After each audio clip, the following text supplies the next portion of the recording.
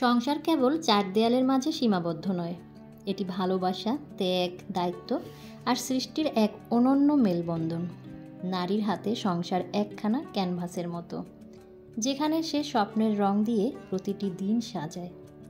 একজন নারী তার মমতা, যত্ন আর ধৈর্য দিয়ে সংসারকে ভালোবাসার নীড়ে পরিণত করে।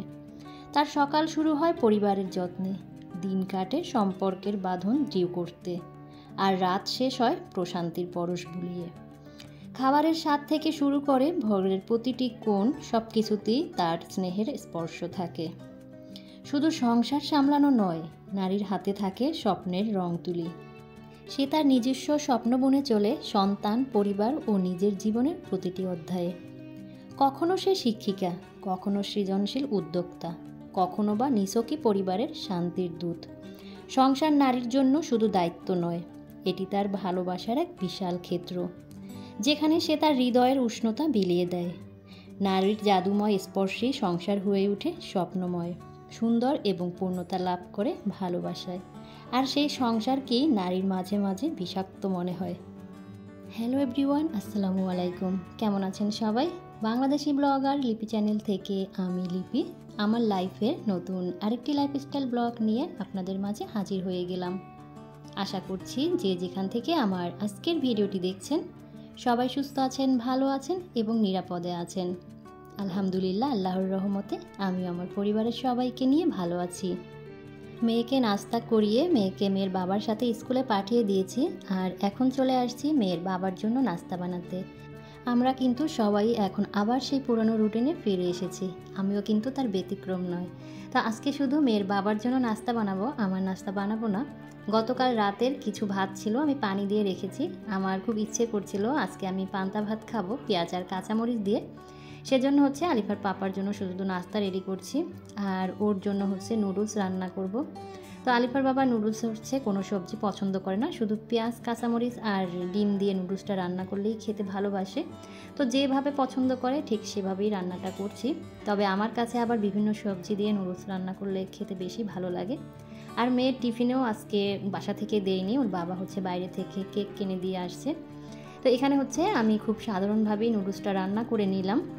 আসলে অনেক দিন তো আরাম আয়েশ করে কাটিয়েছি, সকালবেলার এই নাস্তা বানানোর কোনো প্যারাই ছিল না। তো এখন একটু প্রথম কেমন জানি লাগছে, মানে সকালবেলা ঘুম থেকে উঠে নাস্তা বানাতে ইচ্ছা করছে না। তো সেই কারণে হচ্ছে আজকে আর রুটি আলু ভাজিটা করলাম না। তো নুডলসটা দিয়ে এসেছি আলিফার পাপাকে টেবিলে, আর এখানে হচ্ছে আলিফার পাপার জন্য আমি চাটাও রেডি করে নিলাম। এখন কিন্তু আমি কোনো নাস্তা করব না, আমার আজকে অনেক কাজ আছে পেন্ডিং, সেই কাজগুলো করব, দেন আমি নাস্তাটা করে নেব। আলিফার পাপা নাস্তা করে চলে গিয়েছে, আর আমি হচ্ছে আমার সেই পেন্ডিং কাজগুলো করার জন্য চলে এসেছি। বাড়ি থেকে ফিরে আসার পর থেকে তো সেই ফ্রিজ নিয়েই পড়েছিলাম, ঘরের আর অন্য কোনো কাজে হাত দেওয়া হয়নি। আসলে মনটা ভীষণ খারাপ ছিল। তো আমার এই দুঃসংবাদটা শুনে আমার প্রিয় অনেক আপুরাই কিন্তু আমাকে সমবেদনা জানিয়েছেন, তাদেরও খারাপ লেগেছে। আসলে ফ্রিজ ভর্তি জিনিসপত্র নষ্ট হয়ে গেলে কার না খারাপ লাগে বলেন? টাকা তো অপচয় হয়েছে, সেই সাথে কিন্তু আমার শ্রম, সময় দুটোই কিন্তু নষ্ট হয়েছে। ফ্রিজে খাবার দাবার ফ্রোজেন করতে গেলে কিন্তু অনেক সময় নষ্ট হয়, বিশেষ করে শীতের সবজিগুলো ফ্রোজেন করা কিন্তু খুবই ঝামেলা। তো সে এত কিছু ঝামেলা করে অনেক কিছুই ফ্রোজেন করেছিলাম, সেগুলো সবই নষ্ট হয়ে গিয়েছে। খুবই খারাপ লেগেছিল আমার। তো আপুদের অনেক ধন্যবাদ, আপুরা অনেকেই বলেছেন তাদেরও আসলে খারাপ লেগেছে। আসলে খারাপ লাগাটাই স্বাভাবিক। আসলে আমার ওই খাবারগুলো হচ্ছে রিজিকে ছিল না হয়তো, সেই কারণেই হয়তো বা নষ্ট হয়ে গিয়েছে। যাই হোক, আল্লাহ পাক যা করেন বান্দার মঙ্গলের জন্যই করেন।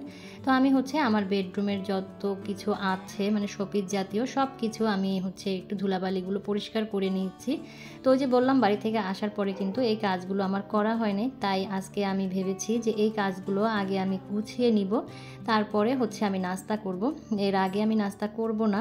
আর মেয়েরও যেহেতু স্কুল শুরু হয়ে গিয়েছে, তো ও যতক্ষণ স্কুলে থাকে আমি কিন্তু ততক্ষণ আমি আমার সংসারের সব কাজগুলো গুছিয়ে নেওয়ার চেষ্টা করি, কারণ আমার মেয়ে বাসায় আসলেই তার পিছনে হচ্ছে আমাকে সময় দিতে হয়। বাচ্চার মায়েদের আসলে এরকমের করেই কাজ করতে হয়। যাদের একেবারেই ছোট বাচ্চা আছে তারা হচ্ছে বাচ্চাদেরকে ঘুম পাড়িয়ে তারপরে সংসারের কাজগুলো করে নেয়। আর যাদের হচ্ছে স্কুল গোয়িং বাচ্চা আছে তারা হচ্ছে বাচ্চাদেরকে স্কুলে পাঠিয়ে সংসারের কাজগুলো করে নেয়। তো এক এক করে কিন্তু সব কিছুর ধুলাবালিগুলো আমি পরিষ্কার করে নিলাম। এরপরে হচ্ছে আমি চলে আসলাম আমার সেকেন্ড বেডরুমে। তো এই বেডরুমটা যেহেতু থাকা হয় না, তো এই বেডরুমটা খুব কমই এলোমেলো হয়। তারপরেও হচ্ছে প্রতিদিন সকাল বিকাল আমি বেডটাকে ঝেড়ে মুছে আর কি পরিষ্কার রাখি। নোংরা এলোমেলো না হলেও বাইরে থেকে কিন্তু ধুলাবালি আসে, ধুলাবালি কিন্তু আমাদের পিছু ছাড়ে না। ধুলাবালি হচ্ছে আমাদের সবচেয়ে পরম বন্ধু, যে হচ্ছে আমাদের সাথে একদম কাঁঠালের আঠার মতো লেগে থাকে। সবাই ছেড়ে গেলেও ধুলাবালি কিন্তু আমাদেরকে কখনো ছেড়ে যায় না, আর মনে হয় যাবেও না। তো এরপরে আমি চলে আসছি আমার ডাইনিং রুমটা পরিষ্কার করার জন্য। রাতে যে খাবার দাবার খেয়েছি গতকাল রাতে, আর টেবিলটা পরিষ্কার করা হয়নি ওইভাবে। আসলে প্রতিদিন কিন্তু একঘেয়ে কাজগুলো করতে ভালো লাগে না।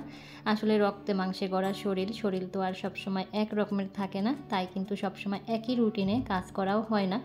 তো রাতে খাবারের পরে আমি সবসময় চেষ্টা করি টেবিলটা পরিষ্কার করে মুছে তারপরে রেখে ঘুমাতে যেতে, কিন্তু গতকাল রাতে আর সেটা হয়নি।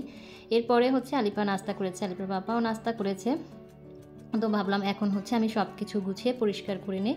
আর সব কিছু পরিষ্কার না থাকলে আমার কিন্তু পেটে খাবারটা যাবে না, মানে আমি তো নাস্তাটা করি নাই, নাস্তাটা যাবে না। যেহেতু আজকে আমি প্রতিজ্ঞা করেছি আমার সংসারের এই কাজগুলো করব, তারপরে হচ্ছে আমি খাবার খাবো। কোনো একটা কাজ ফেলে রেখে আমার গলা দিয়ে খাবার নামবে না। তো ক্ষুধাও লেগেছে, তারপরেও হচ্ছে কষ্ট করে আমি কাজগুলো কিন্তু করে নিচ্ছি। আসলে যেই ভাবনা সেই কাজ, যেভাবে আমরা মনকে বোঝাবো ঠিক সেইভাবেই কিন্তু আমাদের মনকে আমরা বোঝাতে পারবো, সেই কাজগুলো আমরা করতে পারবো। এক এক করে আমি প্রত্যেকটা জিনিসের ধুলাবালিগুলো পরিষ্কার করে নিয়েছি। আর গতকাল হচ্ছে এই যে সোফার উপরে বসে আমরা এখানে নাস্তা করেছিলাম, গল্প করেছিলাম, তো সেই টি টেবিলটা এখনও ওখানেই রয়েছে। তো টি টেবিলটা সরিয়ে জায়গায় রেখে দিলাম। টি টেবিলটা যদি এখানে এভাবে মাঝখানে রাখা হয় তাহলে হাঁটা চলা একটু প্রবলেম হয়। তো আমি হচ্ছে মেয়ের টেবিলটাও একটু ধুলাগুলা পরিষ্কার করলাম। প্রতিদিনই এই ধুলাবালি পরিষ্কার করি, যে তারপরও হচ্ছে একটু পরই দেখা যায় যে আবার ধুলোর একদম পুর হয়ে গেছে। যে বললাম ধুলাবালি আমাদেরকে কখনোই ছেড়ে যাবে না, সবাই ছেড়ে গেলেও। তো একে এখন জীবনসঙ্গী হিসাবেই মেনে নিয়েছি। একে ঝাড়বো মুছবো সে আবার আসবে, তাকে আবার ঝাড়বো মুছবো সে আবার আসবে। এটা নিয়ে আমাদের কোনো অভিযোগ থাকতে পারবে না, তাদের সাথে আমরা রাগও করতে পারবো না। তো আমি হচ্ছে সোফাগুলো আবার একটু পরিষ্কার করে গুছিয়ে নিলাম। আর সোফার কাভার হিসেবে আমি আমার এই যে পুরানো কিছু কাপড় ছিল আর এখানে একটা নকশি কাঁথা আছে, সেটা দিয়েই আমি আপাতত কভার বানিয়ে নিয়েছি। আপাতত এটা দিয়েই আমি চালাচ্ছি, যেহেতু পুরাতন সোফা আমার। তো ইচ্ছা আছে খুব শীঘ্রই অনলাইন থেকে সোফার কভার অর্ডার করব। তো অর্ডার করলে তো আপনাদের সাথে সেটা শেয়ার অবশ্যই করব। তো এই তো আমার কিন্তু সব কাজকর্ম শেষ। আর অফ ক্যামেরাতেই আমি পান্তা ভাতটা খেয়ে নিয়েছি। পান্তা ভাতটা খেয়ে এখন হচ্ছে 1 কাপ গরম গরম চা নিয়েছি, আর সাথে 2টো বিস্কুট নিয়েছি। চায়ের সাথে কিছু না খেলে আমার একদমই ভালো লাগে না, শুধু চা কেন জানি আমি খেতেই পারি না। তো এখন হচ্ছে নিজেকে একটু সময় দেওয়ার চেষ্টা করছি। আমি টিভিটা ছেড়ে এখানে চাটা খাচ্ছি। যতক্ষণ চাটা খেলাম ততক্ষণ একটু টিভি দেখলাম, এই আর কি। এরপরে আবার আমি চলে আসলাম আমার কাজে। অফ ক্যামেরাতে আমি আরও কিছু কাজ গুছিয়ে নিয়েছি। এরপরে আমি হচ্ছে আমার ঘরটাও ঝাড়ু দিয়ে নিয়েছি। আর এখন হচ্ছে ঘরটাকে ভালো মতো আমি মুছে নিব। তো যারা ধৈর্য ধরে কষ্ট করে এ পর্যন্ত ভিডিওর সাথেই আছেন, যদি লাইক দিয়ে থাকেন তাদেরকে অসংখ্য ধন্যবাদ। আর যারা এখন পর্যন্ত লাইক দেননি, প্লিজ তাদেরকে অনুরোধ করছি এখনই একটা লাইক বাটনে প্রেস করে আসুন। আর যারা আজকে আমার নতুন ভিডিও দেখছেন বা আগে থেকেই দেখেন, কোনো কারণে হয়তো বা আমার চ্যানেলটি এখনও সাবস্ক্রাইব করেননি, আজকের ভিডিওর কথা এবং কাজ কোথাও কোনো অংশ যদি আপনাদের এতটুকু ভালো লেগে যায় আর ভালোবাসা দিয়ে আমার এই সাদামাটা লাইফস্টাইল ব্লগগুলো যদি আপনারা দেখতে চান প্রতিনিয়ত, তাহলে চাইলে আমার চ্যানেলটি সাবস্ক্রাইব করে অল অপশনটি অন করে আমার সাথেই থেকে যেতে পারেন। ভিডিও দেখার পরে ভিডিও কেমন লাগলো সেই বিষয়ে মতামত জানাতে পারেন কমেন্টস করে, কমেন্ট বক্সের মাধ্যমে। যারা আমার চ্যানেলটি সাবস্ক্রাইব করে আমার সাথে আছেন, পাশে আছেন, প্রতিনিয়ত ভালো মন্দ কমেন্টস করছেন আমার ভিডিও দেখে, তাদের প্রতি রইল অন্তরের অন্তঃস্থল থেকে দোয়া ও ভালোবাসা। সব কাজ মোটামুটি শেষ করেছি। মেয়ের স্কুল ছুটি হওয়ার সময় হয়ে গিয়েছে। মেয়ের স্কুল ছুটি হয় 11:30টায়। তো ওর জন্য হচ্ছে আমি আবার টিফিন বানিয়ে নিলাম। আজকে হচ্ছে ওর জন্য একটু ফ্রাইড রাইস করে নিয়েছি। তো টিফিনটা নিয়ে আমি চলে যাব স্কুলে, ওকে খাইয়ে কোচিংয়ে রেখে তারপরে আমি আবার বাসায় চলে এসেছি। আর আসার সময় এই যে আর একটা কাজ আমি নিয়ে আসছি, আমি ভুঁড়ি কিনে নিয়ে আসছি এখানে 2 কেজি। তবে ভুঁড়িগুলো আমি পরিষ্কার করব না, এগুলো আমি দুপুরে খাওয়া দাওয়া করা শেষে তারপরে আমি করব। এই কাজটা নিয়ে যদি আমি এখন বসি তাহলে রান্নাবান্না কিছুই হবে না।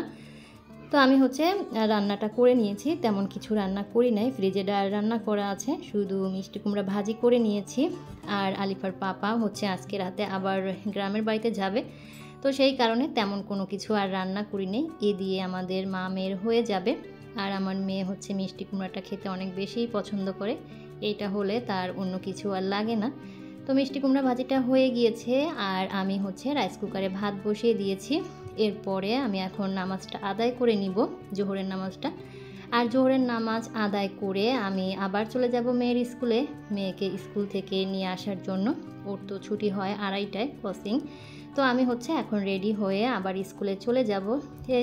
এই হচ্ছে সংসার আমাদের, এই হচ্ছে আমাদের জীবন, সারাটা দিনই দৌড়ের উপরে থাকতে হয়। তো বাসায় এসেছি, প্রচুর গরম বাইরে, এখন মা মেয়ের জন্য লেবুর শরবত বানিয়ে নিচ্ছি। লেবুর শরবত খেতে খেতেই আপনাদের কাছ থেকে বিদায় নিয়ে নিচ্ছি। সবাই সুস্থ থাকবেন, ভালো থাকবেন, আল্লাহ হাফেজ, আসসালামু আলাইকুম।